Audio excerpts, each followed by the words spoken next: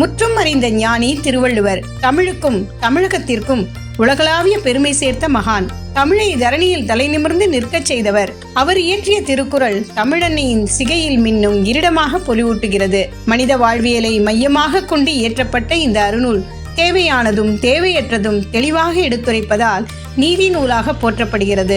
அரசன் முதல் ஆண்டி வரை அனைத்து தரப்பு மனிதர்களுக்கும் வாழ்க்கை வழிகாட்டியாக அமைந்தது திருக்குறள். உலகின் பல மொழிகளில் மொழிபெயர்க்கப்பட்டு நாடுகளை தாண்டி பயணிப்பதால் இதற்கு உலக பொதுமறை என்ற பெருமை கிடைத்துள்ளது.